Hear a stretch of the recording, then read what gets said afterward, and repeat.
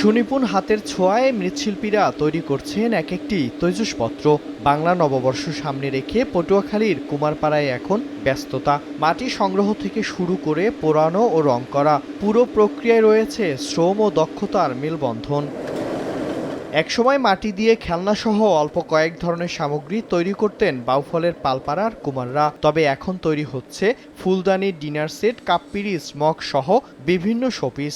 স্থানীয় চাহিদা মিটিয়ে এসব পণ্য চলে যায় ঢাকার বিভিন্ন বিপণী বিতানে। পাইকারিভাবে 20 থেকে 500 টাকায় বিক্রি করা হয় এখানকার উৎপাদিত এক একটি পণ্য। কয়েক বছর ধরে এই পালপাড়ার পণ্য হচ্ছে রপ্তানিও।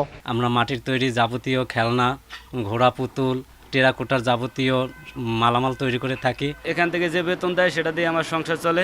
শুধু বর্ষবরণ নয়, সামাজিক ও পারিবারিক অনুষ্ঠানেও দিন দিন চাহিদা বাড়ছে এখানকার তৈরি পণ্যের। তবে মাটি সহ অন্যান্য সামগ্রীর দাম বৃদ্ধি পাওয়ায় পণ্য উৎপাদনে বাড়ছে খরচ।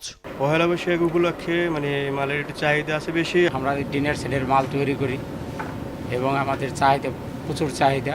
অল্প সুদে দীর্ঘমেয়াদী যদি লোনের ব্যবস্থা করে দেয় তাহলে আমাদের এই শিল্পটাকে আমরা আর একটু আধুনিকতার দিকে নিয়ে যেতে পারবো।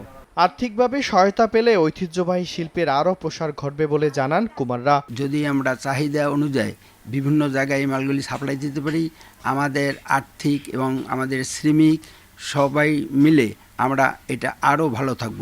বাউফলের পালপাড়ায় মৃৎশিল্পের সঙ্গে জড়িত অর্ধশত পরিবার। সময় সংবাদ, পটুয়াখালী।